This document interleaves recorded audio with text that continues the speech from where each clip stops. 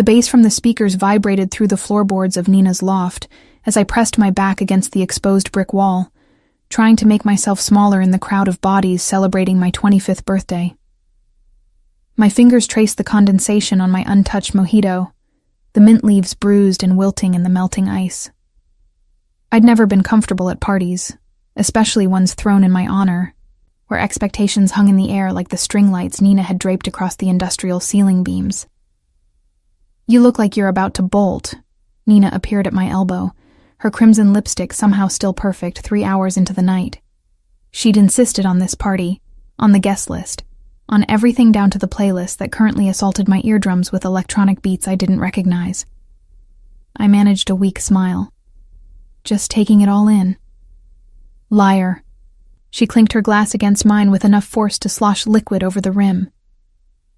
"You hate this. But I promise, you'll thank me later." Her eyes sparkled with the kind of mischief that usually preceded one of her matchmaking schemes. "There's someone I want you to meet. Henrique Castro. Remember I mentioned him?" The name meant nothing to me, though Nina had been dropping it casually into conversation for weeks. Something about antiquities, about business connections, about how we'd be perfect together.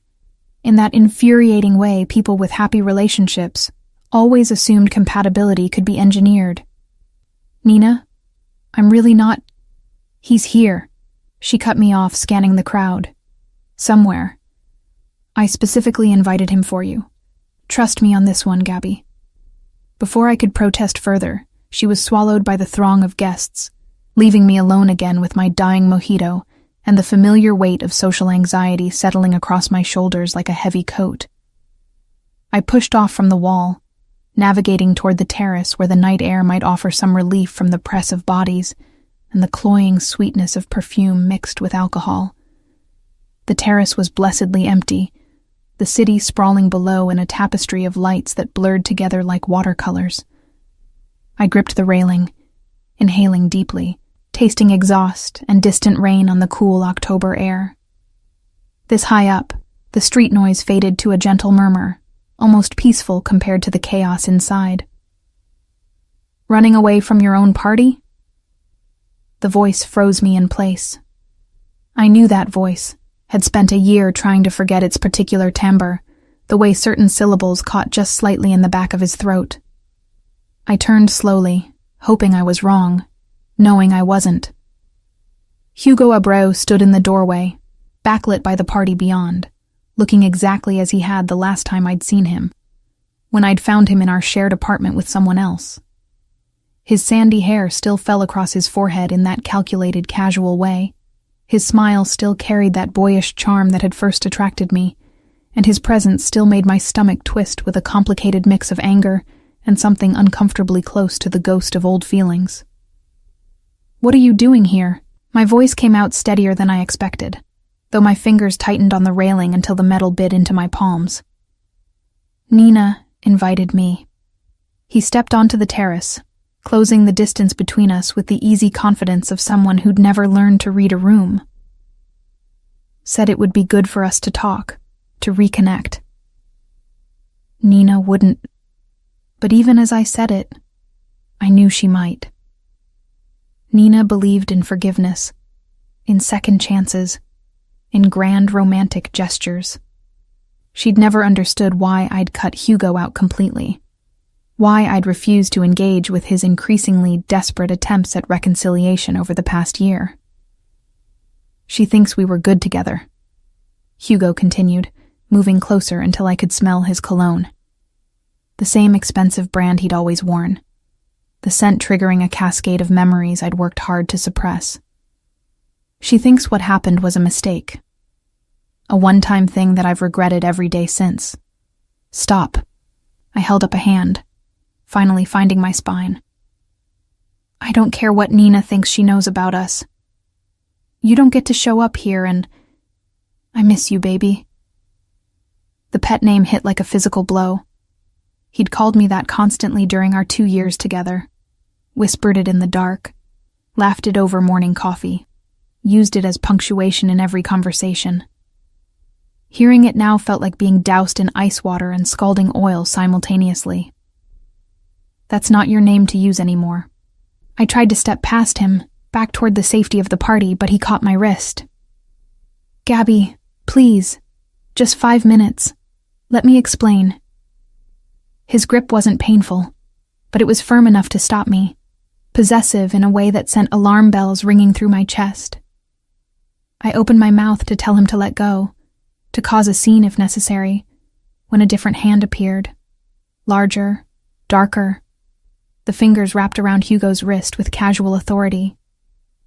That's my baby you're touching. The voice was deep, accented with something Mediterranean that softened the consonants, and completely unfamiliar. I looked up into the face of a stranger, a man I'd never seen before, with close-cropped dark hair threaded with premature silver at the temples, a jaw that could have been carved from marble, and eyes so dark they appeared black in the terrace lighting. He wore a charcoal suit, with the jacket unbuttoned, the white shirt beneath open at the collar in a way that suggested he'd dressed up but refused to be entirely constrained by formal wear. Hugo released my wrist immediately, stepping back as if burned. Who the hell are you? Enrique. The stranger, Nina's mysterious guest, didn't take his eyes off Hugo, though his hand moved to rest at the small of my back, warm through the thin fabric of my dress. And you're leaving. Gabi, do you know this guy? Hugo's face had gone red, embarrassment warring with indignation. I should have said no. Should have corrected the misunderstanding, explained that Henrique was just someone Nina had invited, that we'd never even been properly introduced.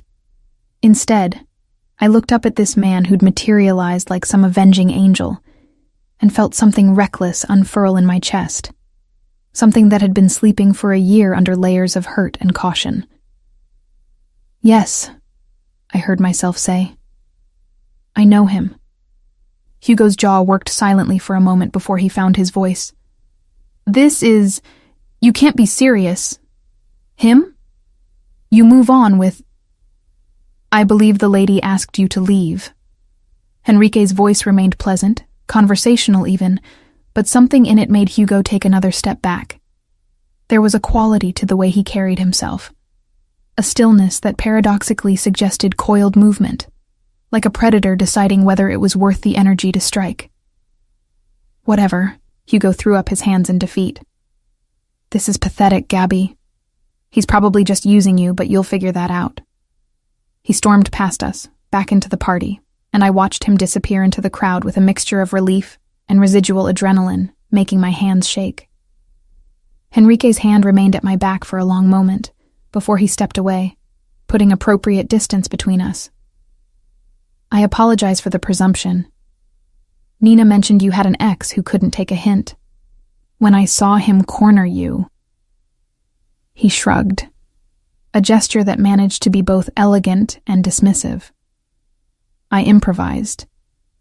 You didn't have to do that.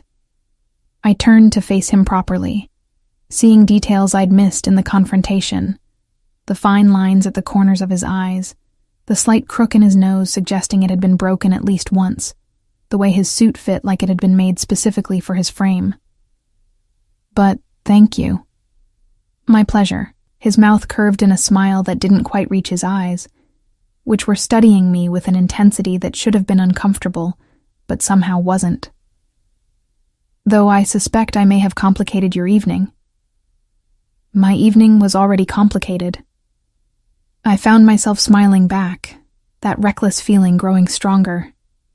Something about the way he'd handled Hugo, the casual authority of his intervention, had awakened something in me that I'd thought Hugo had killed, a willingness to take risks, to step outside my carefully maintained comfort zone. So tell me, Henrique Castro, do you make a habit of rescuing women from their exes at parties? Only when the woman in question looks like she'd rather face a firing squad than have a conversation. He moved to stand beside me at the railing, looking out over the city rather than at me. And only when said ex doesn't understand that no is a complete sentence. We stood in comfortable silence for a moment, the party noise a muted backdrop to the night. I studied his profile, trying to reconcile Nina's description of him as mysterious and intense with the man who'd just defended me without making me feel weak or incapable. There was something magnetic about him, a pull I couldn't quite name but felt in the way my pulse had quickened when his hand touched my back. "Nina says you deal in antiquities," I ventured, curious despite myself. "Among other things." His answer was deliberately vague. "I buy and sell beautiful things, art mostly, sculptures, paintings, artifacts, items with history, with stories. Sounds fascinating." "It can be." He turned to look at me then, and the full force of his attention was like standing too close to a fire, warming and slightly dangerous. Though, lately, it's felt more like inventory management than treasure hunting. The romance of it fades when you're negotiating customs paperwork. I laughed, surprised by the mundane complaint from someone who looked like he'd never dealt with anything as pedestrian as bureaucracy. That's not how Nina described it. She made it sound very glamorous. International deals, exclusive auctions. Nina has a talent for embellishment. He smiled again, and this time it reached his eyes, softening his features in a way that made him look younger, more approachable. "The reality is mostly long flights, boring authentication meetings, and arguing with appraisers who think they know more than they do." "Sounds like any other job." "Exactly." He paused, then added, "Though I do get to travel to interesting places, see things most people only encounter in museums."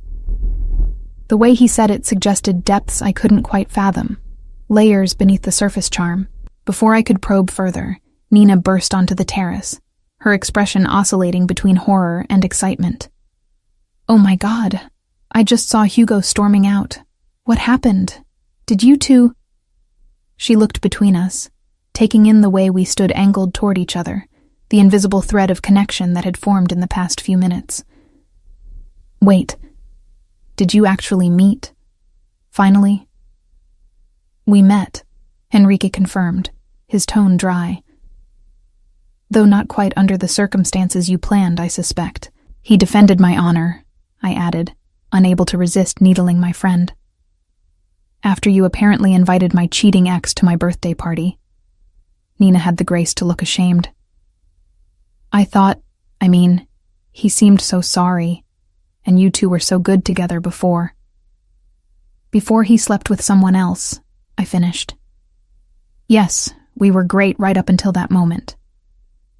"I'm an idiot." Nina grabbed my hands, squeezing apologetically. "I just wanted everyone to be happy and coupled up and... God, I'm so sorry, Gabby." "Are you okay?" "I'm fine." And surprisingly, I was.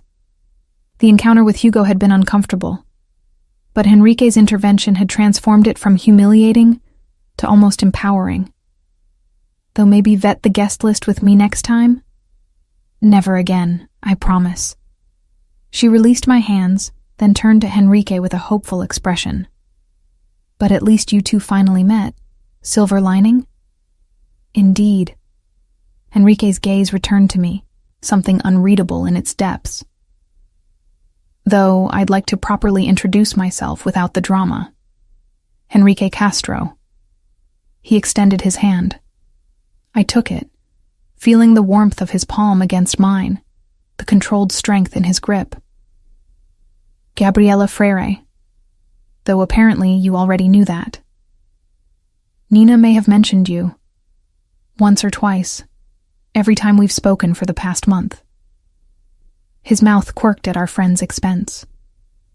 "She's subtle like that," I agreed, and we both looked at Nina, who was grinning like she'd orchestrated the entire evening to reach this exact moment.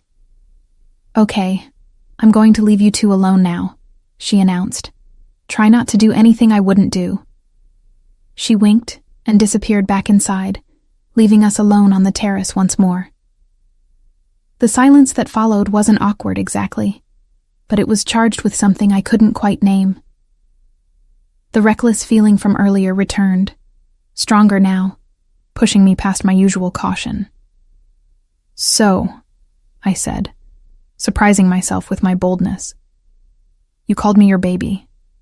Does that mean I'm yours now?" The question hung between us, provocative and teasing in equal measure.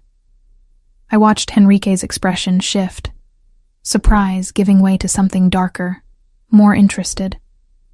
When he spoke, his voice had dropped half an octave, intimate despite the space between us. "Not yet." He stepped closer, close enough that I could see the individual threads of silver in his hair, smell the subtle cologne that was nothing like Hugo's, something with cedar and smoke, expensive but understated. "But I could try to earn that title, if you'd let me." My heart was doing complicated things in my chest, beating too fast and too hard. This wasn't like me.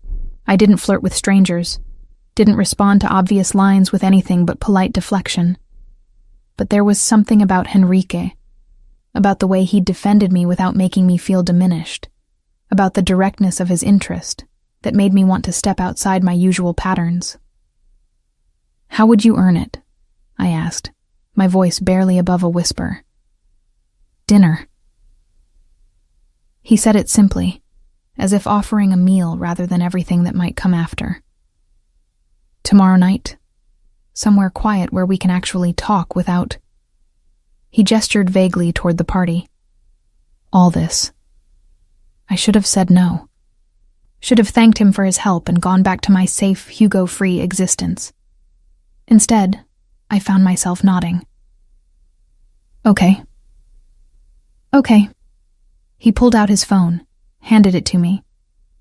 "Put in your number. I'll send you the details."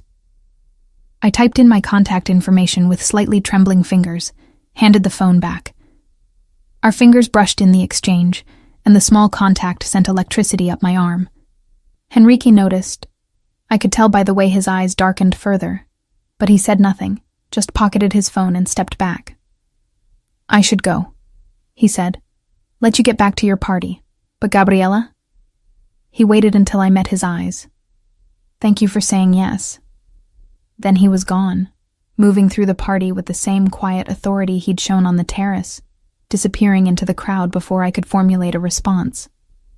I stood alone, my mojito forgotten and completely melted, trying to process what had just happened.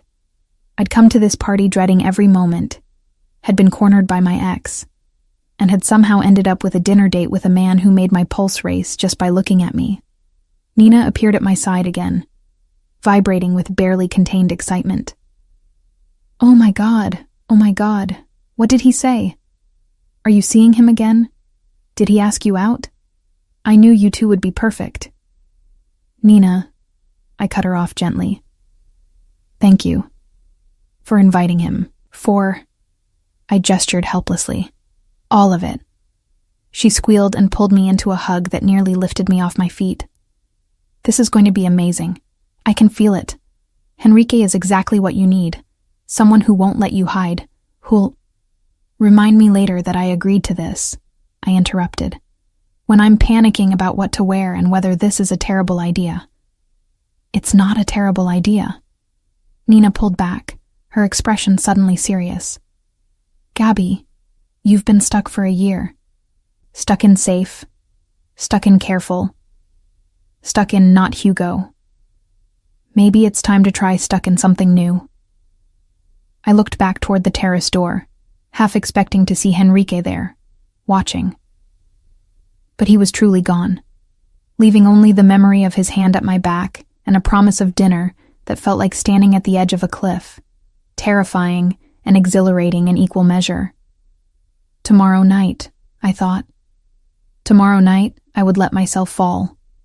I woke the next morning to sunlight streaming through my bedroom curtains and the disorienting sensation that the previous night had been a vivid dream. My phone sat on the nightstand, silent and accusatory, and I reached for it with the kind of dread that comes from knowing you've done something reckless while sober. 3 missed calls from Nina. 2 texts asking if I was alive and whether Henrique had contacted me yet. 1 message from an unknown number that made my stomach flip. "Good morning, Gabriela. Dinner reservation at 8 p.m. I'll send a car at 7:30. Dress comfortably. We're going somewhere without pretense. H. I read it 3 times, analyzing every word choice, every implication. A car. Not I'll pick you up, but I'll send a car, which suggested a level of formality that contradicted the dress comfortably instruction. And that sign-off? Just the initial? As if I'd know exactly who H was despite having met him only hours ago. My finger hovered over the reply button for a full minute before I typed, "Looking forward to it." His response came immediately. "As am I." I set the phone down and stared at my ceiling, trying to reconcile the cautious person I'd been for the past year with the woman who'd flirted with a stranger and agreed to dinner without knowing anything substantial about him.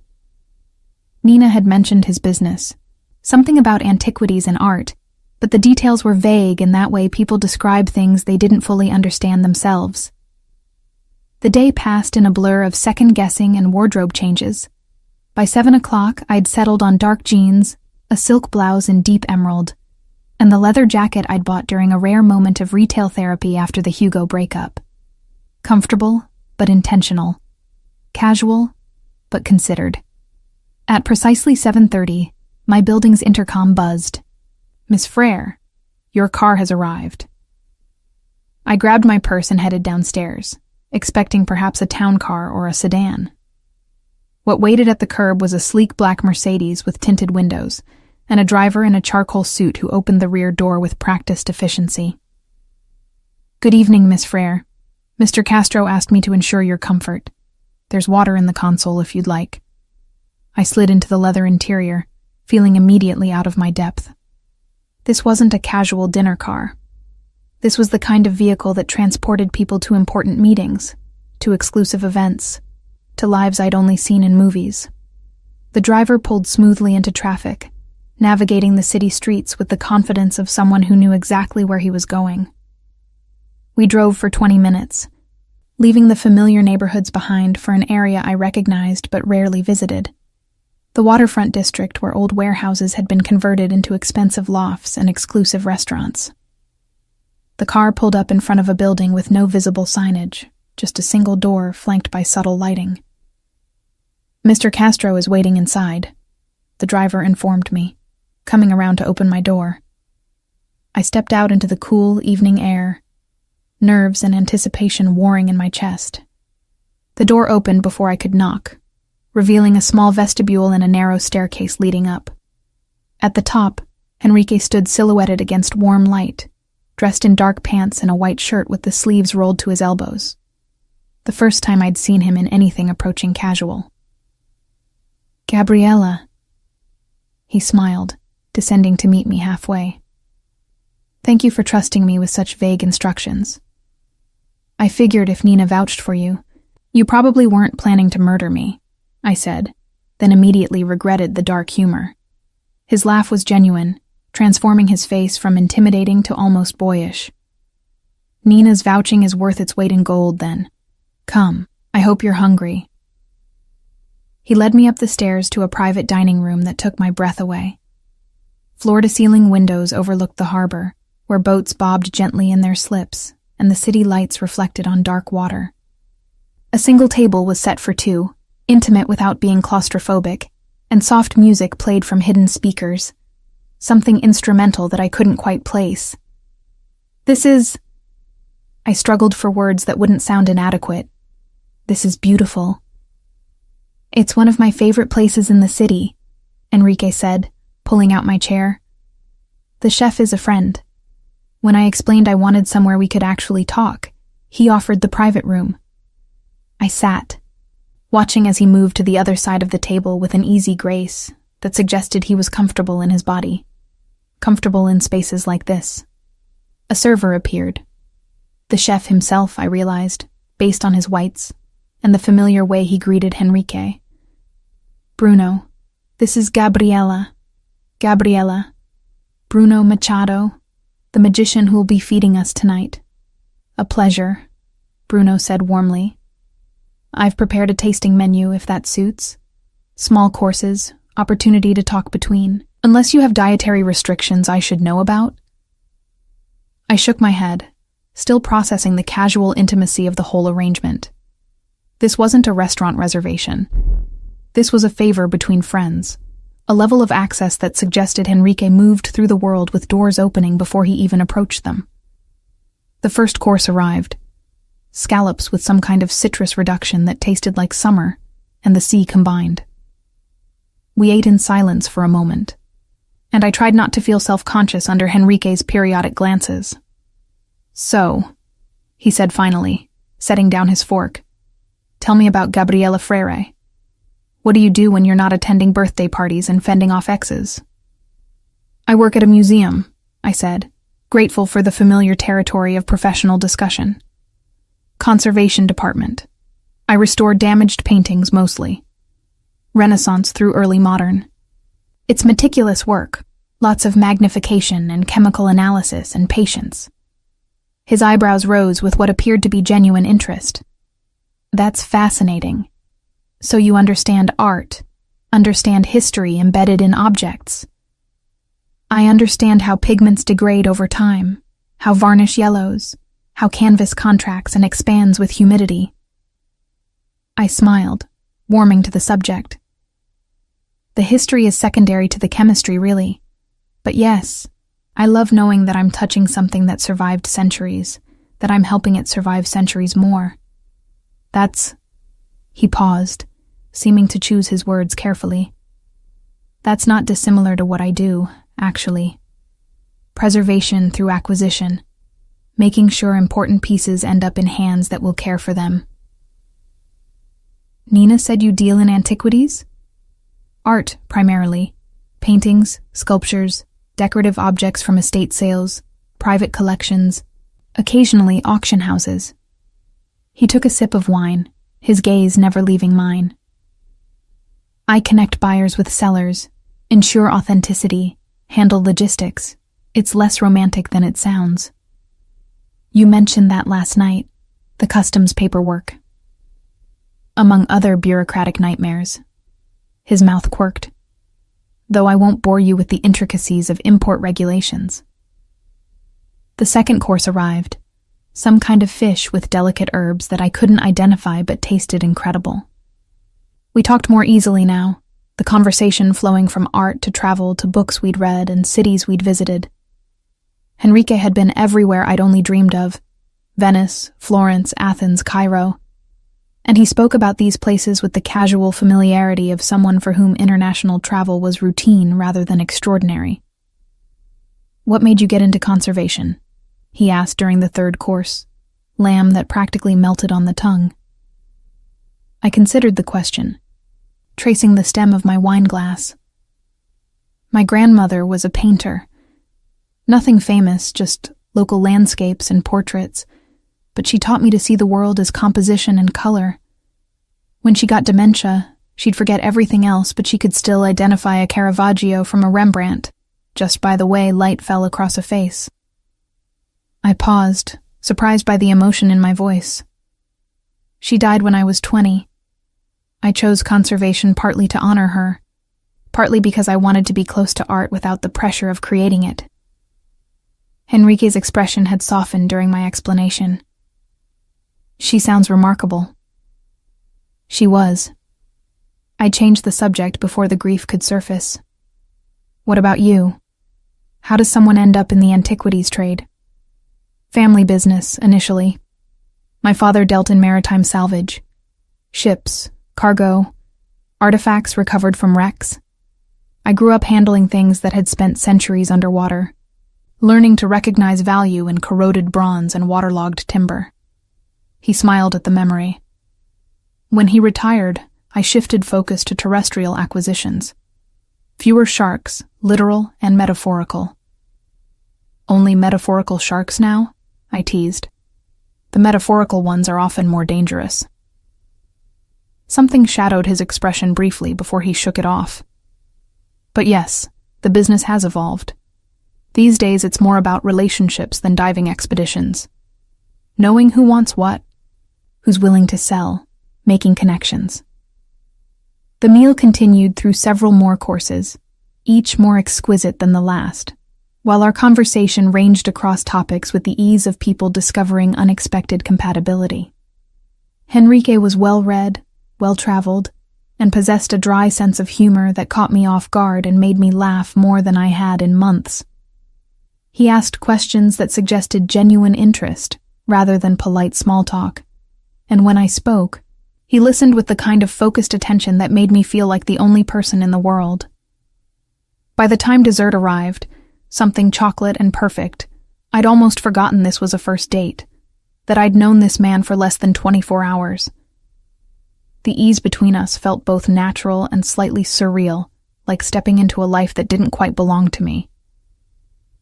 "Thank you for this," I said, as Bruno cleared our plates. The meal, the setting, all of it. This was extraordinary. "The company made it extraordinary," Henrique replied, and the line should have sounded cheesy, but somehow didn't. Though I have a confession to make. My stomach clenched slightly. "What kind of confession?" "I asked Nina about you before last night. More than just your name and profession." He leaned back in his chair, studying me. "I wanted to know who I was meeting, whether you'd find a place like this pretentious or charming." "And what did Nina tell you?" "That you're brilliant at your work but underestimate yourself. That you're kind almost to a fault. That your ex destroyed something in you that deserves to be rebuilt." His gaze intensified. "That you're worth the effort of rebuilding it." I didn't know what to say to that. The directness of it. The implication that he saw me as some kind of project to be undertaken. Before I could formulate a response, his phone buzzed on the table. He glanced at it, frowned, and stood. "Excuse me a moment. Work complication that can't wait." He stepped away to take the call in the vestibule, leaving me alone with the harbor view and the unsettling feeling that I'd just glimpsed something beneath his polished surface, some complexity that contradicted the smooth charm he projected. When he returned, his expression was carefully neutral. "I apologize. That was unavoidable." "Everything okay?" "Fine. Just a shipment delay that needed addressing." He signaled for the check, which Bruno waved away with a meaningful look that suggested this meal was also a favor rather than a transaction. "Let me take you home." The drive back was quieter, both of us lost in thought. When the car pulled up in front of my building, Henrique walked me to the door despite my protests. "Thank you again," I said, suddenly awkward now that the evening was ending. "I had a wonderful time." "As did I." He stepped closer, and my breath caught. For a moment I thought he might kiss me, but instead he took my hand and raised it to his lips. An old-fashioned gesture that should have felt ridiculous, but instead felt intimate. "May I see you again?" "Yes," I whispered, my pulse racing at the contact. "Good." He released my hand slowly. "I'll call you." I watched him return to the car, watched it pull away into the night, then let myself into my apartment in a daze. Only when I was inside, door locked behind me, did I allow myself to process the evening, the luxury of it, the easy conversation, the way Henrique looked at me like I was something precious he'd discovered and intended to keep. My phone buzzed with a text from Nina. "So." I smiled despite myself and typed back, "He's taking me out again." Her response was a series of celebratory emojis that made me laugh. But as I got ready for bed, another text arrived from the unknown number that was no longer unknown. "I'm already counting the hours until I see you again. Sleep well, Gabriella." I fell asleep thinking about his hand at my back on Nina's terrace. About the way he defended me without hesitation. About how someone I'd just met could make me feel simultaneously safe and wonderfully off balance. Somewhere in the city, Henrique Castro was probably working late on whatever business complication had interrupted our dinner.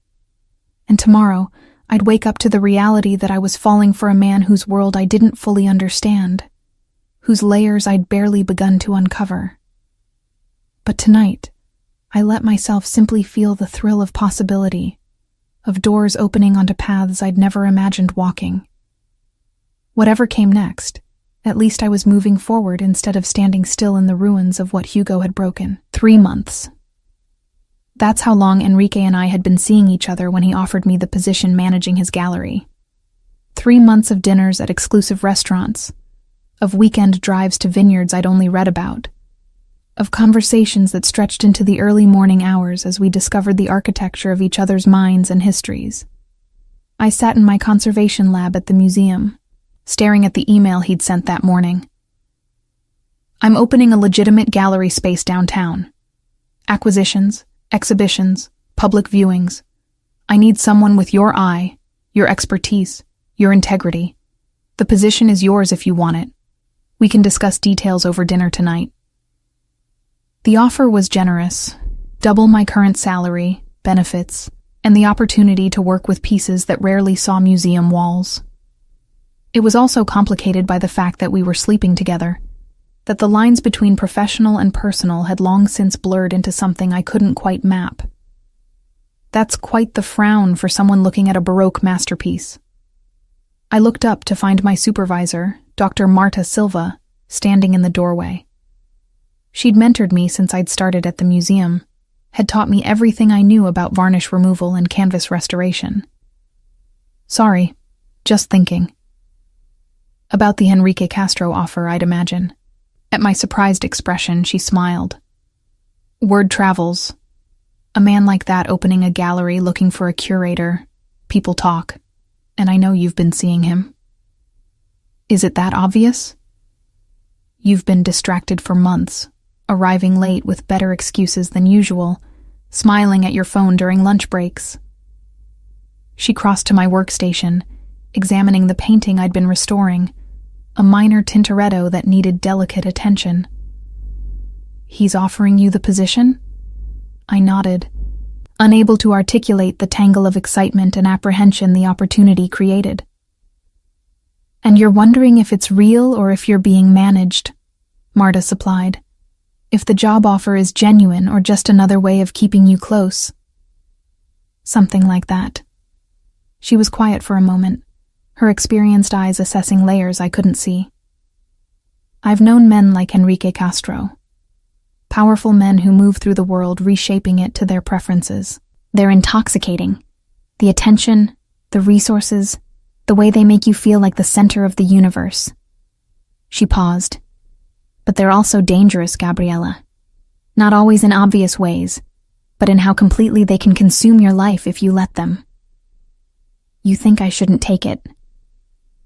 I think you should go into it with clear eyes. Make sure the terms are truly professional, that you have autonomy, that you're building something for yourself rather than just orbiting his world. Her expression softened. You're brilliant at what you do. Don't let anyone, even someone you're in love with, diminish that by making it about them, rather than about your talent. The word love hung in the air between us. I hadn't used it, hadn't allowed myself to examine the depth of what I felt for Enrique beyond the surface excitement of new relationship energy. But Marta had named it, and now I couldn't unname it. I do love him, I admitted quietly.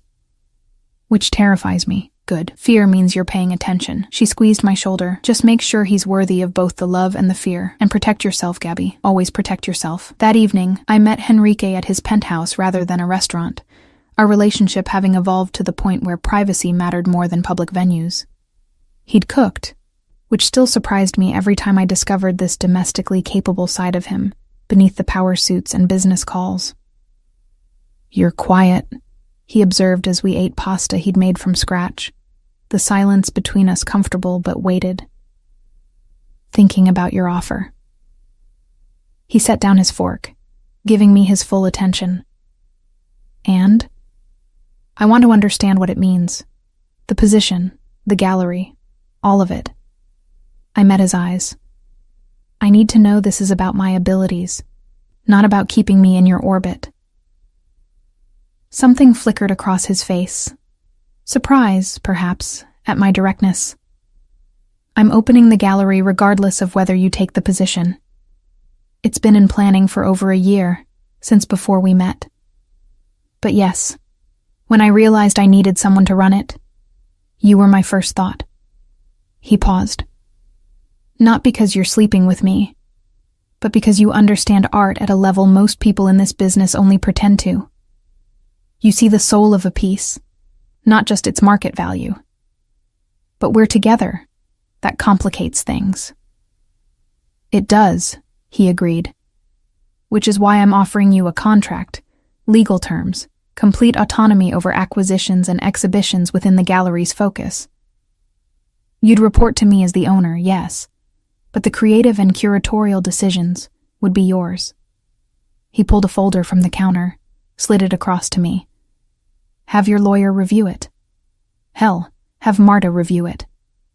I want you in this position, Gabriella, but I want you there because you're the right person, not because you feel obligated. I opened the folder, scanning the contract. The terms were indeed generous, more than generous. Salary, benefits, profit sharing on sales, and remarkably broad authority over the gallery's artistic direction. It was the kind of opportunity people spent careers working toward, handed to me at 26. Why now? I asked. Why open a public gallery when you already have a successful business? Enrique was quiet for a long moment, his wine glass rotating slowly between his fingers. Because I'm trying to evolve. The private dealing, the connections, the shipments. It's profitable, but it's also insular. I want something visible, something that contributes to the cultural landscape, rather than just moving valuable objects between wealthy owners. That's very altruistic. Don't mistake it for altruism. His smile was wry. There's plenty of money to be made in the legitimate gallery world. But yes, part of it is wanting to build something I'm not embarrassed to discuss at dinner parties. The admission was surprisingly vulnerable, a glimpse beneath the confidence he wore like armor.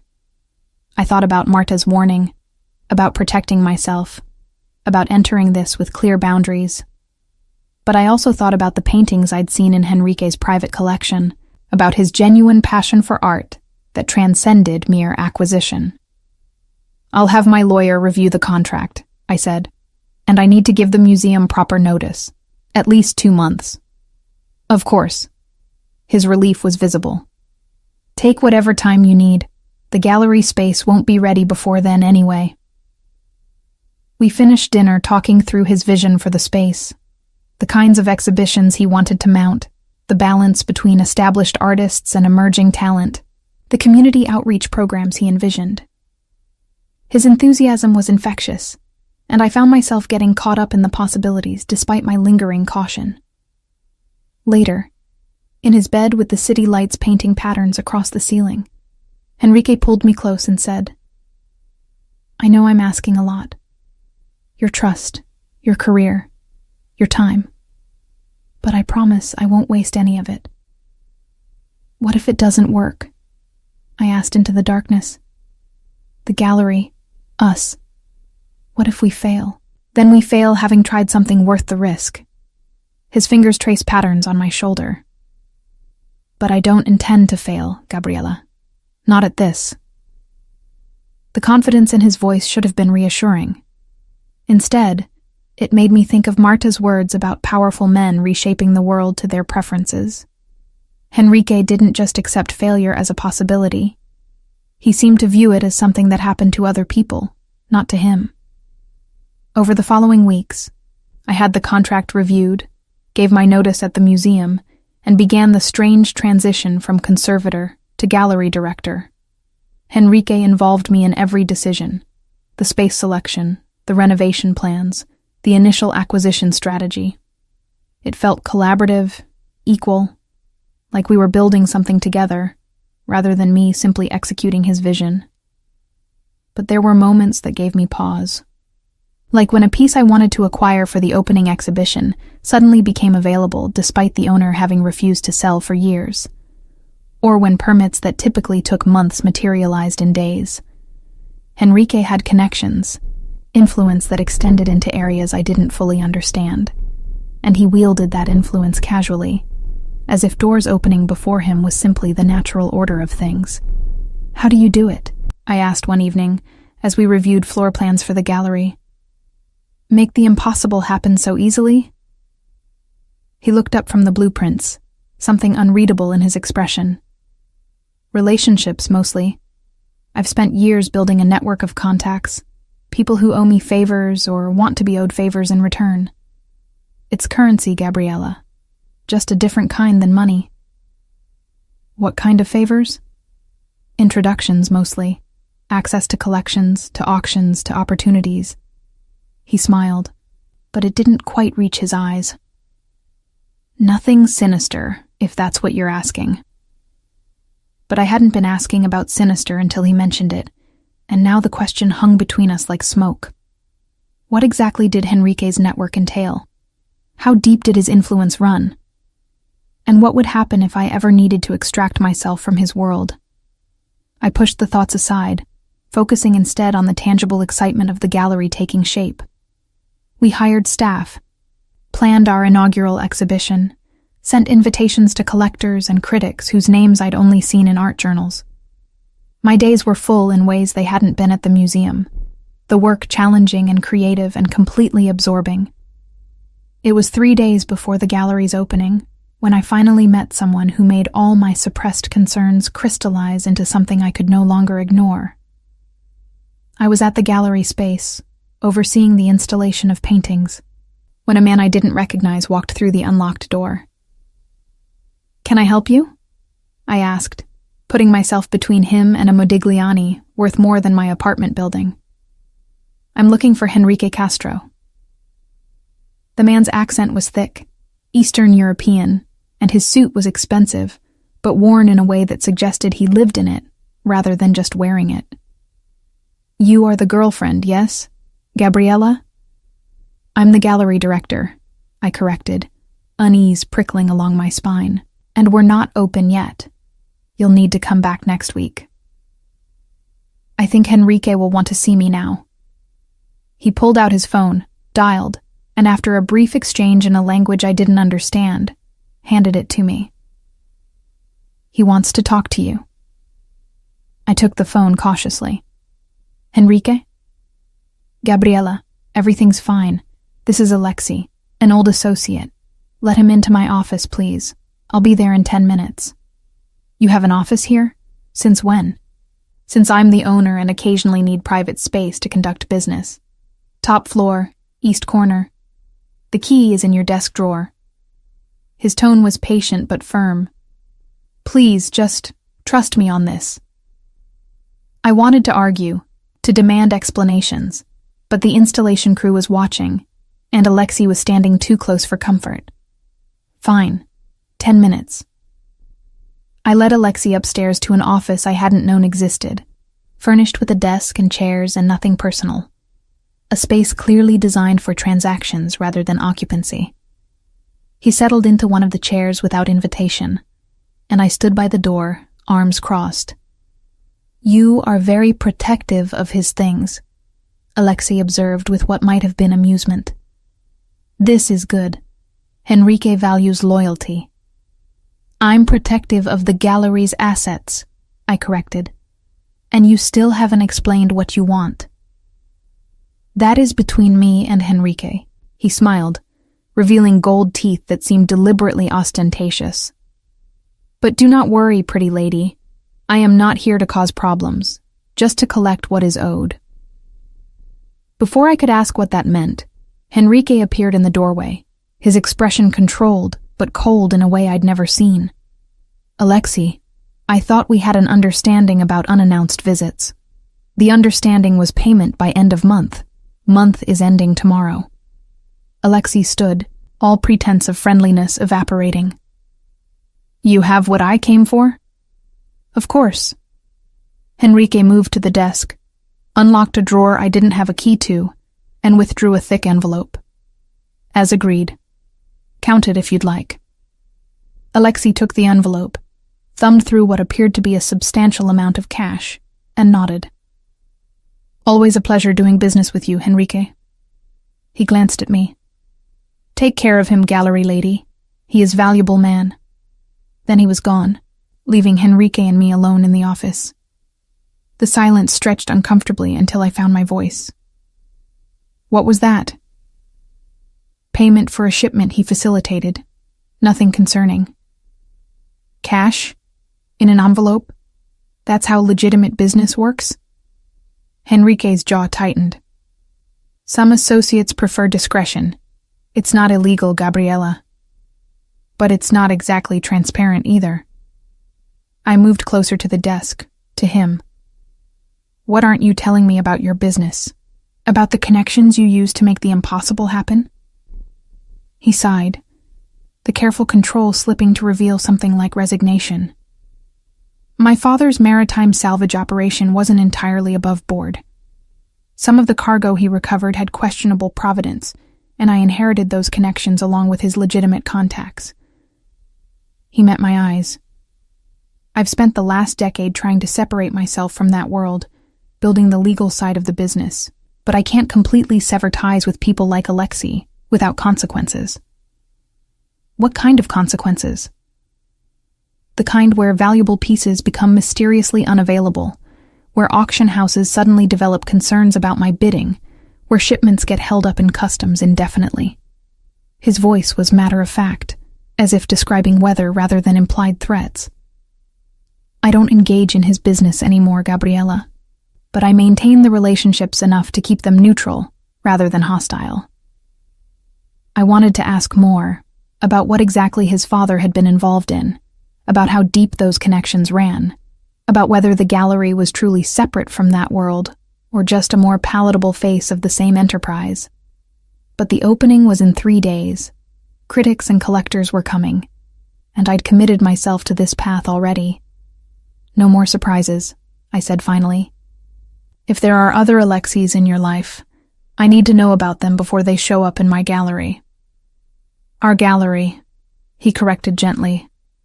And I promise, no more surprises. It was a promise he would break within the month, but in that moment, I chose to believe him. Because the alternative was confronting how thoroughly I'd entangled myself with a man whose world had depths I hadn't even begun to measure. And I wasn't ready for that confrontation yet. The gallery's opening was a triumph that felt hollow beneath the surface. Critics praised the exhibition I'd curated, a careful balance of established names and emerging artists, thematically centered around transformation and preservation. Collectors made acquisitions totaling more than I'd dreamed possible for a first show.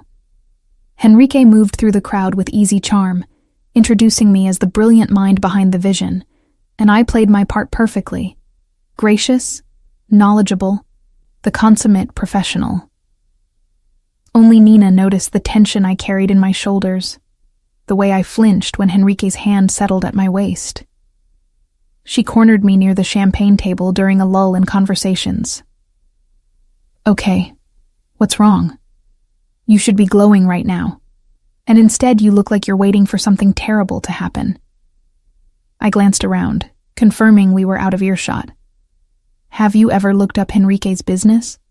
Really looked beyond the surface? Her expression shifted from concern to something more guarded. Gabi, I introduced you to him knowing exactly who he is. His father ran salvage operations that weren't always strictly legal, yes, but Henrique's been working for years to legitimize everything. You knew?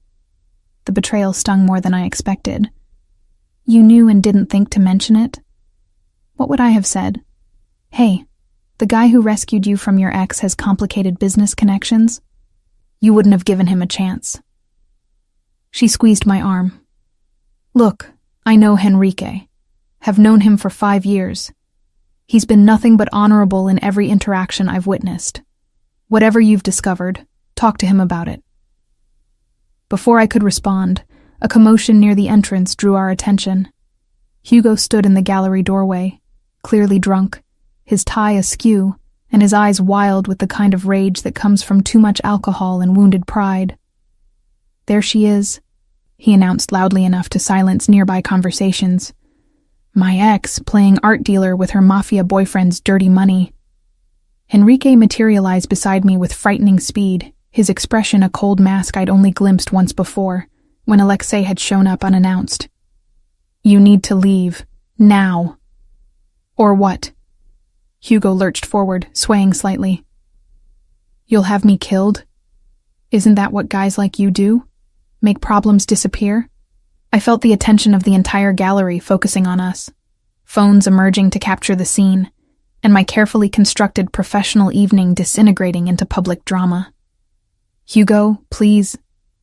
Please what? Pretend you're not sleeping your way into a career?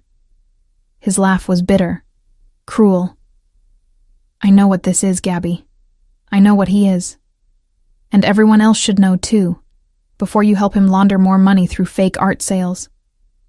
The accusation hung in the air, ridiculous, but damaging simply by being spoken. Henrique's hand tightened on my waist, and I felt the coiled tension in him, saw in his eyes the calculation of someone deciding between violence and restraint. Security, he said quietly, and two men I'd assumed were guests revealed themselves to be something else entirely, moving to flank Hugo with practiced efficiency. Escort Mr. Abro from the premises, gently, but firmly. As they removed Hugo, still shouting accusations that became less coherent as he was guided toward the exit, the crowd's attention shifted to me, to Henrique, to the uncomfortable question now hovering over everything. How much of Hugo's drunken ranting was actually true?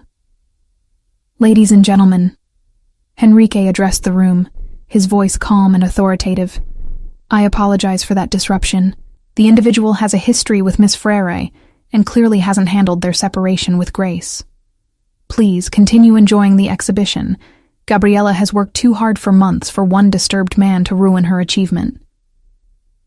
It was masterful damage control. Within minutes, conversations resumed, the incident already transforming into gossip rather than scandal. But I saw the way some of the collectors looked at Henrique differently now, the way certain critics made their excuses and left earlier than planned. I made it through the rest of the evening on autopilot, my professional mask firmly in place, even as my mind raced through implications and consequences. When the last guest finally departed, leaving only staff to clean up, I found Henrique in the upstairs office, speaking quietly on his phone in that same language I didn't understand, the one he'd used with Alexei. He ended the call when I entered, his expression unreadable. Are you all right? What did Hugo mean about laundering money? I asked directly. Is any of that true? No. The answer was immediate, emphatic. Every piece in this gallery has legitimate provenance. Every sale will be properly documented and taxed. I won't let my past contaminate what we're building here. Your past that includes what, exactly?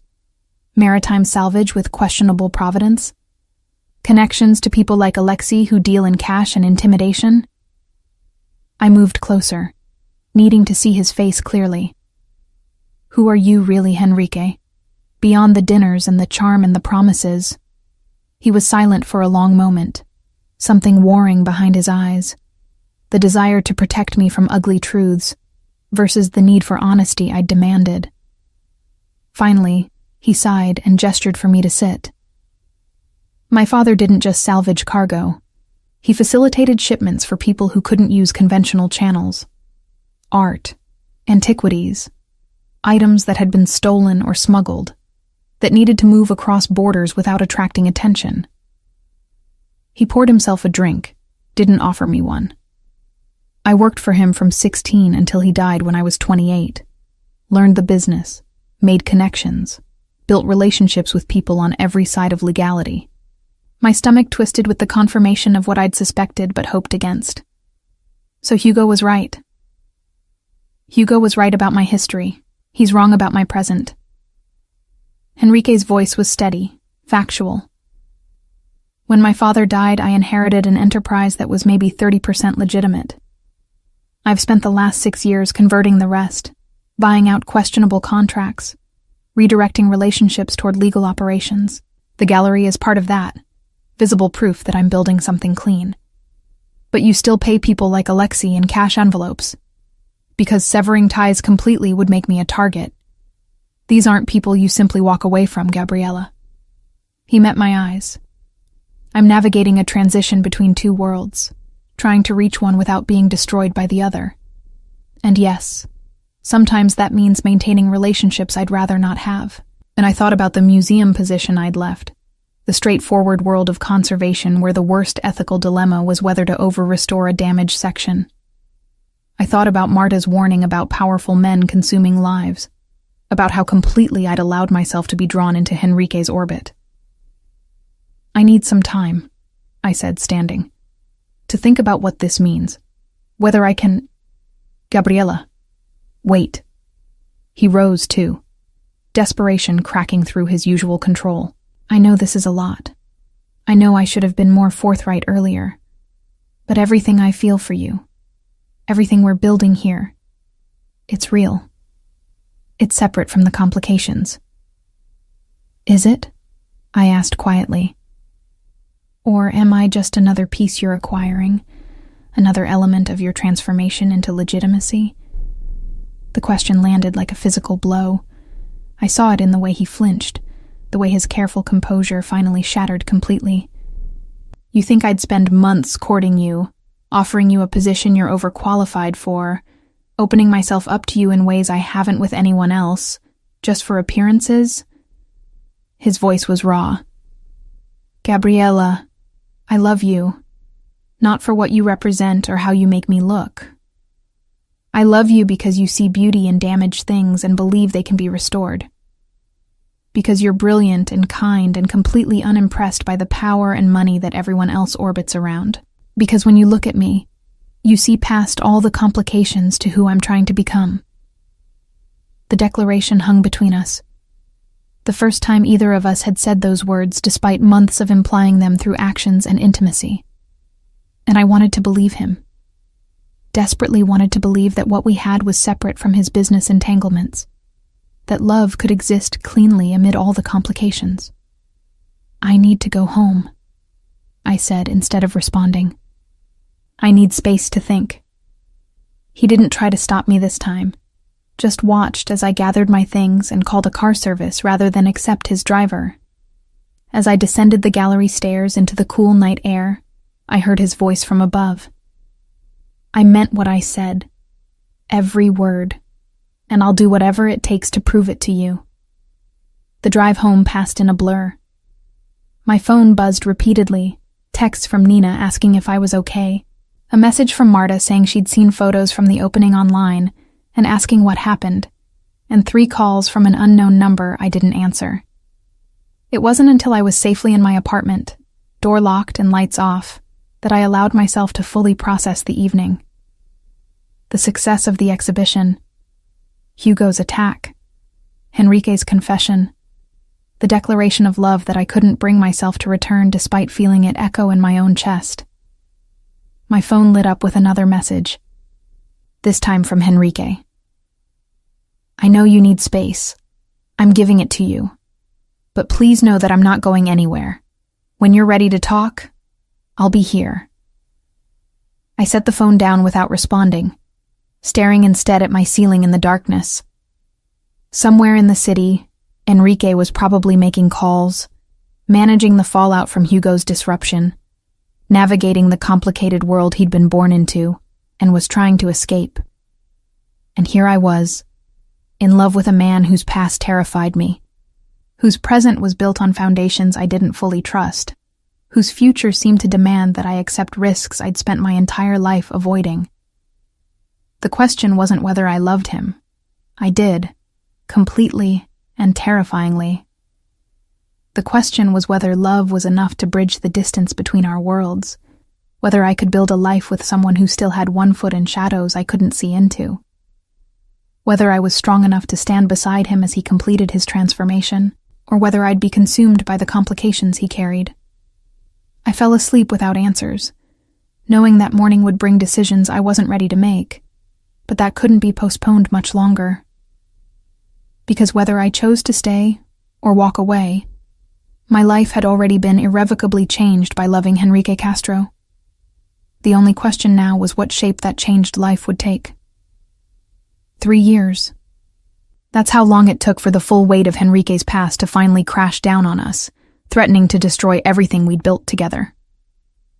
I was in the gallery's conservation room when federal agents arrived, their credentials already in hand before I'd processed their presence. Special Agents Carvalho and Esteves, introducing themselves with the practiced efficiency of people who'd done this many times before. We have some questions about several acquisitions made through this gallery, Agent Carvalho said, producing a list of items that made my stomach drop, specifically about their provenance and the channels through which they entered the country. Every piece on the list was legitimate. I'd personally verified their documentation, traced their ownership histories, ensured that nothing we exhibited had questionable origins. But I also knew that federal investigations rarely began with the evidence they'd eventually use to prosecute. They started with questions, looking for inconsistencies, building cases from small contradictions that snowballed into larger prosecutions. I'm happy to provide any documentation you need, I said, maintaining professional composure despite the panic rising in my chest. Everything we've acquired has complete provenance records. We don't doubt that, Ms. Frere. Agent Esteves' smile didn't reach her eyes. We are more interested in the network that facilitated these acquisitions, the contacts who connected sellers with buyers, who arranged international shipping, who navigated customs procedures with unusual efficiency. They were investigating Henrique, using the gallery as an entry point into his broader operation. I saw it clearly now. The careful way they phrased questions about contacts and networks, the interest in logistics rather than the art itself. I need to call our lawyer, I said, reaching for my phone. Of course. We'll wait. Agent Carvalho settled into a chair with the patience of someone who had all day. The lawyer arrived within the hour, a sharp woman named Teresa Abreu, who'd been on retainer since the gallery opened, specifically for situations like this. She reviewed the agent's warrant, then advised me in terse whispers before addressing them directly. My client will cooperate fully with documentation requests. However, questions about business relationships and third-party contacts should be directed to Mr. Castro himself. Ms. Frere's role is curatorial. She authenticates and exhibits art. She's not involved in the acquisition logistics you seem interested in. It was true, technically. I deliberately stayed separate from that side of the business, focusing on the artistic integrity of exhibitions rather than the mechanics of how pieces arrived. But I wasn't naive. I knew Henrique's contacts facilitated our acquisitions, knew that his network extended into areas that federal agents found interesting. After 3 hours of careful questioning and document copying, the agents finally left with promises to return and warnings about the consequences of withholding information. The moment the door closed behind them, I called Enrique. They were here, federal agents, asking about acquisitions and your contacts. I know. His voice was tight, controlled. They visited my office an hour ago. I'm with lawyers now. Don't talk to anyone else about this, Gabriela. Not Nina, not former colleagues, no one until we understand the scope of their investigation. What did you do? The question emerged harsher than intended. What triggered this? I don't know yet, but I promise you, everything we've acquired for the gallery is completely legitimate. Whatever they're investigating, it's about my other operations, not what we've built together. But that distinction felt meaningless when federal agents were questioning me, when the gallery I'd poured 3 years of my life into was being used as evidence against the man I loved. When I finally got home that evening, exhausted and terrified, I found Nina waiting in my building's lobby. I saw it on the news, she said without preamble. Federal investigation, your gallery, Henrique's name mentioned. Gabi, what the hell is happening? I led her up to my apartment, poured us both wine I desperately needed, and told her everything. The agent's questions, Henrique's past that I'd learned 3 years ago, the complicated web of relationships he'd been slowly extricating himself from. Jesus Christ, Nina breathed when I finished. I knew about his father, knew the business had complicated origins, but federal investigation. Gabby, this is serious. I know. I took a long drink, the wine doing nothing to settle my nerves. They asked me to testify. Informally, through implications, but clearly, they want me to provide information about Enrique's contacts, his acquisition networks, everything I've witnessed over the past 3 years. And will you? The question hung between us, complicated by every dimension of my relationship with Enrique. I loved him, had built a career with him, believed in his transformation from his father's legacy to something legitimate. But I'd also seen glimpses of the world he was connected to, heard conversations in languages I didn't understand, witnessed transactions that made me uncomfortable even when assured of their legality. I don't know, I admitted. If he's actually done something illegal, if people have been hurt. But if he hasn't? If this is just federal overreach, looking for crimes that don't exist? Nina leaned forward, her expression intense. Gabby, you need to decide what you believe about him. Not what's convenient or safe, but what you actually think is true. Because that decision is going to define everything that comes next. Over the following weeks, the investigation intensified. More agents, more questions, more documents subpoenaed. Enrique was cooperative but guarded, providing what was requested while revealing nothing beyond the minimum required. I watched him navigate interrogations with the same calm he brought to business negotiations, never losing his composure even as the pressure mounted. The gallery suffered collateral damage. Some collectors withdrew their pieces, concerned about association with an ongoing federal investigation. Critics who'd praised our exhibitions now questioned the legitimacy of our acquisitions. Staff members grew nervous, uncertain whether their employment would survive whatever outcome the investigation produced. Through it all, Enrique remained steadfast. He never asked me to lie, never pressured me to withhold information, never even suggested that my testimony should be anything other than completely truthful.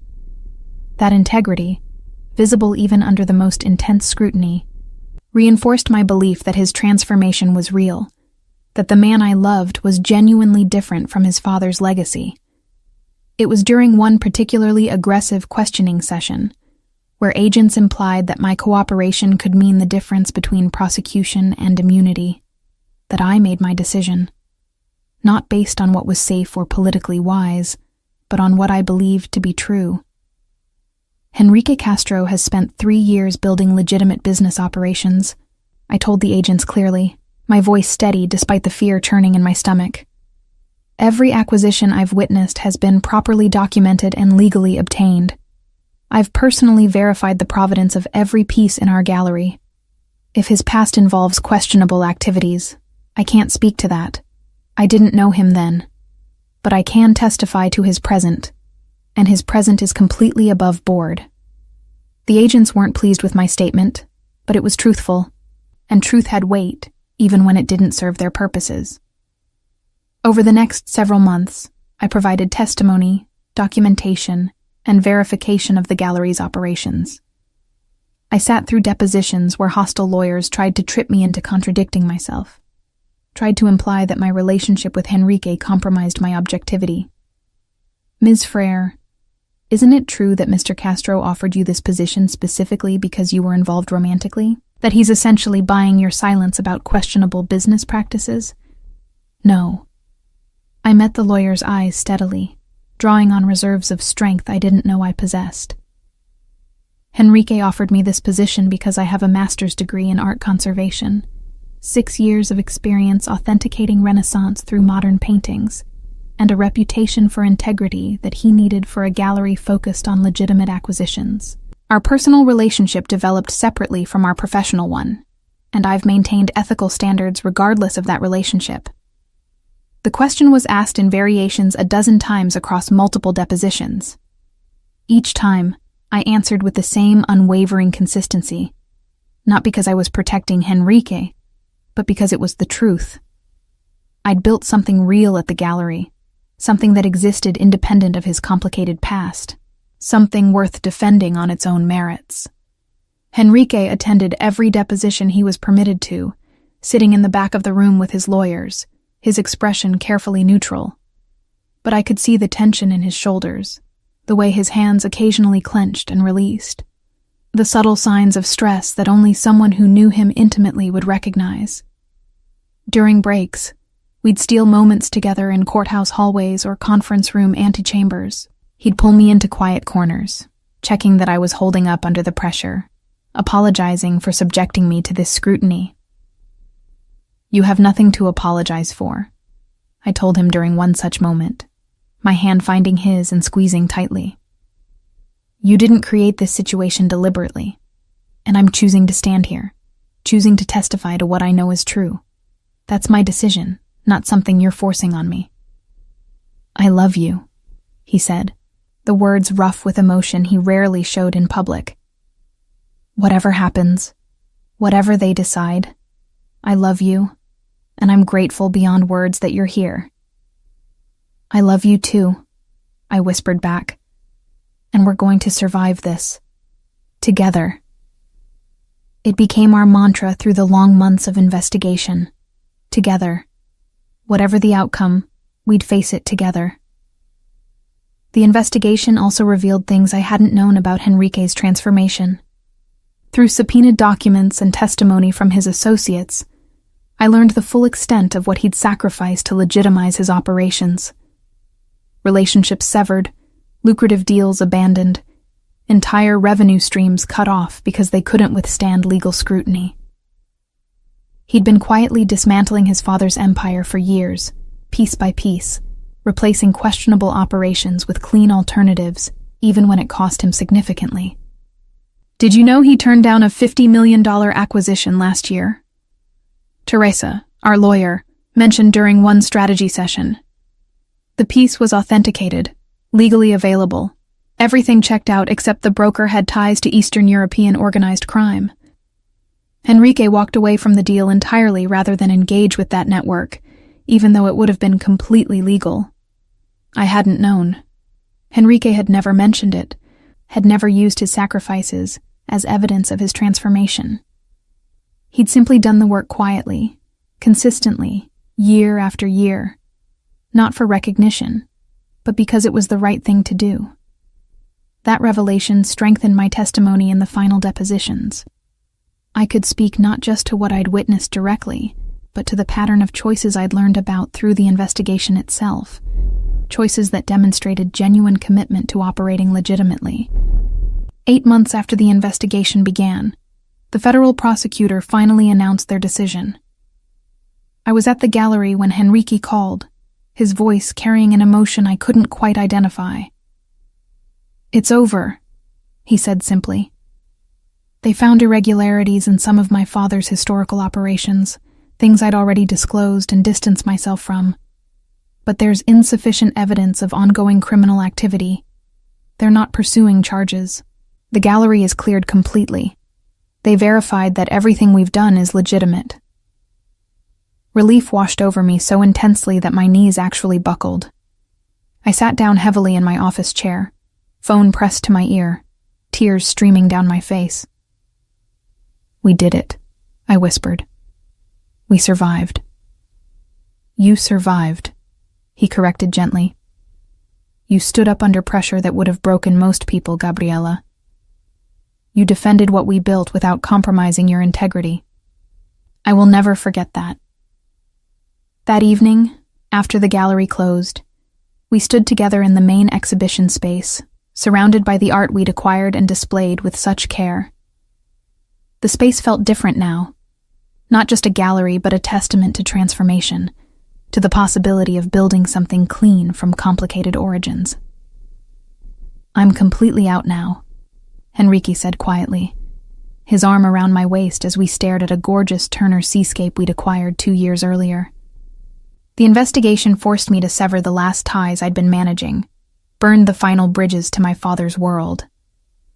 Every contact from that life is gone. It's just the legitimate business now. Just this, just us, just what we've built together. "How do you feel about that?" I asked, leaning into his warmth. He was quiet for a long moment, and when he spoke, His voice carried a lightness I'd never heard before. Free. Lighter than I've felt in years. Maybe ever. Like I've been carrying weight I didn't even realize was there until it was finally gone. I turned to face him, seeing the truth of his words written in the relaxed set of his shoulders, the genuine peace in his expression. The investigation, for all its terror and stress, had completed what he'd been working toward for years. Full, undeniable separation from everything his father had built. So what now? I asked, echoing the question I'd posed years ago in this same space. Now we rebuild, he said, his hands coming to rest on my shoulders. The gallery's reputation not only survived, but might actually be stronger for having undergone federal scrutiny. We have clients who stood by us, contacts who remained loyal through everything. We have a foundation that's been tested and proven solid. He paused, his eyes holding mine with an intensity that made my breath catch. And we have each other. That's what matters most. Enrique. I know we've talked about the future in abstract terms, he interrupted gently. About building something lasting, about commitment. But these past 8 months, watching you maintain your integrity while still standing beside me, watching you defend what we've built without ever compromising yourself, I've never been more certain of anything. My heart was pounding now, anticipation mixing with the residual adrenaline of the past months. Certain of what? That I want to spend the rest of my life with you, he said simply. Not because you're convenient, not because you make me look legitimate, but because you see who I actually am, both the darkness I came from and the light I'm trying to become. And you love me anyway. You make me want to be worthy of that love. Tears were streaming down my face again, but these were different from the earlier tears of relief. These came from something deeper, from the recognition that we'd not only survived crisis, but had been transformed by it. I love you, I whispered. Completely. Even when it terrifies me. Even when it's complicated. I love you. He pulled me close, holding me with a tenderness that contradicted his powerful frame. We stood there in the quiet gallery, surrounded by centuries of art that had survived wars and revolutions in the simple passage of time, and I felt something settle into place, a certainty that whatever came next, we'd face it together. The investigation was over. The gallery had been vindicated. Enrique's transformation was complete and verified. And we had emerged from the crucible with our relationship not just intact but stronger, forged in the kind of pressure that either destroys or tempers into something unbreakable. We'd chosen unbreakable. As we locked up the gallery that night, walking out into the cool evening air hand in hand, I thought about all the complications that had brought us here. The chance meeting at Nina's party, the protective lie that had started everything, the gradual revelation of Enrique's past, and now this final test that had proven the authenticity of his transformation. Thank you, Enrique said as we walked toward his car, his voice carrying across the quiet street. For what? For believing in me when I gave you every reason not to. For seeing possibility instead of just risk. For loving me through all the complications. He stopped, turning to face me under the streetlights. For being exactly who you are, brilliant, brave, and uncompromising in your integrity. You make it sound like I'm some kind of hero, I said, embarrassed by the praise. I just told the truth. Exactly, he said softly. In a situation where lying would have been easier, where protecting yourself would have been justified, you told the truth. That's precisely what makes you extraordinary. We drove back to his penthouse in comfortable silence, the kind that comes from not needing to fill every moment with words. The city passed outside the windows, familiar and beautiful, and I felt a profound gratitude for this life we'd built. Complicated, yes, but real and ours. That night, as we fell asleep tangled together in his bed, I thought about the future that stretched before us now, no longer shadowed by investigations or the ghosts of his father's empire. Just the clean possibility of building something lasting together. We'd survived the worst. Everything that came next would be the reward for that survival, the life we'd fought so hard to protect, finally ours to enjoy without looking over our shoulders. I fell asleep with Henrique's arms around me, and the certainty that we'd reached the end of one chapter and the beginning of another. One written entirely by our choices, our love, our unwavering commitment to building something worth keeping. The storm had passed, and we were still standing. 6 months after the investigation ended, life had finally found a rhythm that felt almost normal. The gallery thrived with renewed energy. Clients who'd withdrawn during the investigation returned. Critics praised our resilience, and we mounted exhibitions that pushed creative boundaries while maintaining the impeccable standards that had always defined our work. Henrique's transformation was complete and visible to everyone. The last remnants of his father's network had been severed during the investigation, forcing a clean break he'd been managing for years. He operated now with a transparency that sometimes surprised even me. Every transaction documented, every acquisition traceable, every business relationship above reproach. We'd settled into a domestic rhythm, too. Most nights, Henrique came to my apartment or I went to his penthouse, and we'd cook dinner together, discussing the day's challenges and victories with the ease of people who'd survived crisis and emerged stronger. Nina declared us disgustingly happy, with affectionate exasperation, and I couldn't really argue. It was during one of these ordinary, perfect evenings that I realized my period was late. Not just a day or two, but nearly 3 weeks. Long enough that I couldn't dismiss it as stress or irregular cycles. I stared at myself in my bathroom mirror, counting backwards through the calendar, my heart beginning to race with possibility and terror in equal measure. The pregnancy test I bought on my lunch break the next day confirmed what I'd already known with bone-deep certainty. Pregnant. The word seemed to shimmer with implications, transforming everything it touched. I sat on my bathroom floor, test in hand, trying to process the magnitude of this development.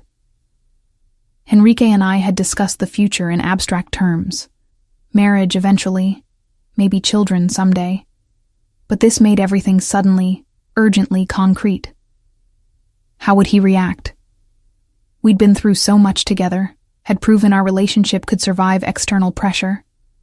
But a child was different, permanent, irreversible, a choice that would bind us together regardless of what happened to our romantic relationship. I needed to tell him. But the words felt too enormous for a casual evening conversation, too significant to just blurt out over dinner. This deserved intention, ceremony, acknowledgement of its weight. In the end, I invited him to my apartment 3 days after taking the test. My nerves stretched so tight, I felt like I might shatter at the slightest touch. I cooked his favorite meal, set candles on the small table, tried to create an atmosphere that would soften the shock of what I was about to reveal. "This is lovely," Henrique said as he arrived, taking in the setup with obvious pleasure. "What's the occasion?" "I need to tell you something," I said, my carefully rehearsed words evaporating under the intensity of the moment. "And I don't know how you're going to react, but I need you to know that I'm not trying to trap you or force any decisions. It happened, and now we need to figure out what it means." His expression shifted immediately from pleasure to concern. "Gabriella, you're frightening me. Whatever it is, just tell me." I took a deep breath, then placed the positive pregnancy test on the table between us. "I'm pregnant. About 6 weeks, I think. I just found out a few days ago." The silence that followed felt eternal. I watched emotions flicker across Henrique's face too quickly to identify. Shock, certainly, but also something else, something I couldn't quite read. He stared at the test, then at me, then back at the test, as if it might change under observation. He started, then seemed unable to finish the sentence. "We're going to have a baby?" "I'm going to have a baby," I corrected carefully. "What you want to do about that is your choice. I'm not expecting anything specific. I know this is sudden, and we haven't planned for this. And if you need time to process, marry me." The words cut through my rambling, simple and direct. I stared at him, certain I'd misheard. "What?" "Marry me, Gabriella." He moved around the table, kneeling before me with none of his usual careful control. His hands found mine, gripping tightly. "Not because you're pregnant. I've been planning to propose for months but couldn't find the right moment after everything we went through with the investigation. But this—" His gaze dropped to my still flat stomach. "This is perfect. You're perfect. We're perfect together, and I want everything. Marriage, this baby, a family, the whole future we've been too cautious to commit to out loud." "Enrique, you don't have to—" "I know I don't have to," he interrupted fiercely. "I want to. I've wanted to for years but was afraid to ask. Afraid that I'd bring too much complication into your life, that you'd be better off without the weight of my past. But the investigation proved we can survive anything together. And now we have this." His hand moved to rest gently on my abdomen. This perfect gift that I don't deserve but will spend the rest of my life being grateful for. Tears were streaming down my face, overwhelming relief mixing with joy I'd been afraid to feel. "Yes," I whispered. "Yes, I'll marry you. I want everything too, all of it. The complications and the joy and the terrifying, beautiful future we're going to build." He kissed me then, deep and thorough, tasting of salt from my tears in something that might have been his own. When we finally broke apart, both breathing hard, he rested his forehead against mine. "I don't have a ring yet," he admitted. "I've been working with an artist on something special, but it's not ready. I wanted it to be perfect." "I don't need a ring right now," I assured him. "I just need you to be happy about this baby, to want this as much as I already do. Happy doesn't begin to cover it." His hand remained on my stomach, protective and possessive.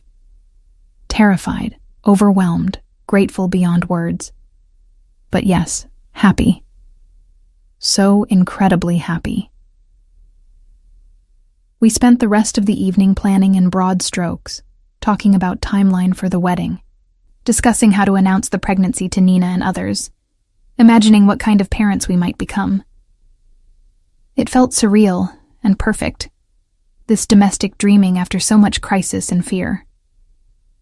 3 weeks later, Enrique presented me with the ring he'd been designing, the band made from melted-down coins his father had salvaged from a shipwreck, transformed into something beautiful. The symbolism wasn't lost on either of us, taking something from his father's legacy and reshaping it into something new, something that represented transformation and hope rather than complicated history. "I can't promise you simplicity," he said as he slipped it on my finger in the gallery after hours, surrounded by the art we'd built together. "But I can promise you honesty, loyalty, and every day of trying to be worthy of your faith in me.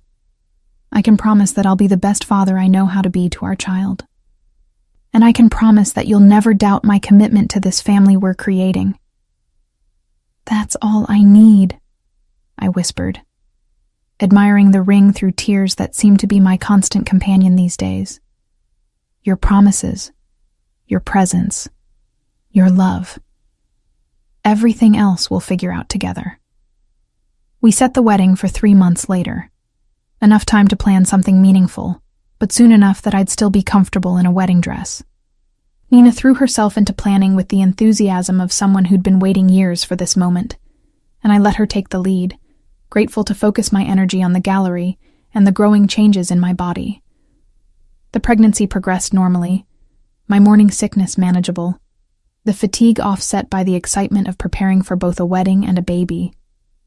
Enrique was attentive to the point of being slightly overwhelming, hovering whenever I showed the slightest sign of discomfort, researching pregnancy and childbirth with the same thoroughness he brought to authenticating artwork.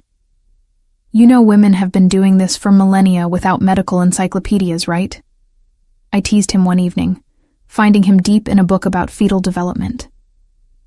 "Yes, but none of those women were carrying my child," he replied seriously. I want to understand everything, be prepared for anything. The wedding took place on Nina's terrace, the same location where everything had begun 4 years earlier. We kept it intimate, just close friends and family, with the setting sun painting the city in shades of gold and rose. I wore a simple cream dress with an empire waist that accommodated my small but visible bump, flowers woven through my hair in the style I'd always imagined. As I walked toward Henrique across that familiar terrace, I remembered the night he'd first claimed me as his, a protective lie that had transformed into the most real thing in my life. He'd said, "Not yet," when I'd teasingly asked if I was his, had promised to try earning that title. He'd earned it through years of patient transformation, through crisis that tested every foundation we'd built, through choices that prioritized integrity over expediency. And I'd earned my place beside him through faith maintained when logic argued otherwise, through truth told when silence would have been safer. "Do you remember what you asked me that first night?" Henrique murmured as we stood before the officiant, his hands holding mine. "So, now I'm yours?" I quoted back, smiling through happy tears. And I said not yet. But now, his voice caught with emotion. "Now, yes. You're mine, and I'm yours. And this baby is ours. All of it earned, all of it chosen, all of it real." "Now, yes," I agreed, the words becoming our vows, more meaningful than any traditional promises, because they acknowledged the journey that had brought us here. We married as the sun set over the city, surrounded by the people who'd supported us through everything, in the place where our story had begun. And 6 months later, our daughter entered the world, healthy, perfect, with Henrique's dark hair and my hazel eyes. I'd never seen him cry before, not through the investigation or any of the complications that had marked our relationship. But when the nurse placed our daughter in his arms for the first time, tears streamed down his face unchecked. "She's perfect," he whispered, his voice breaking. "You're both perfect. I don't deserve this, either of you, but I promise I'll spend every day trying to be worthy of what you've given me." "You already are," I assured him, exhausted but happier than I'd ever been. "You've been proving it for years. This is just the beginning of showing her the same love and dedication you've shown me." Our daughter, we named her Helena, after Henrique's mother, completed our transformation in ways I couldn't have anticipated. Watching Henrique with her, seeing the fierce protectiveness and tender devotion he brought to fatherhood, reinforced everything I'd believed about his capacity for change. The next 3 years passed in the beautiful chaos of new parenthood, combined with the demands of running the gallery.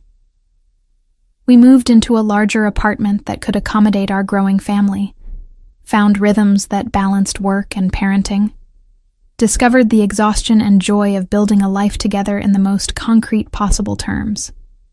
Helena was bright and curious, equally comfortable among the artwork at the gallery and the playgrounds near our home.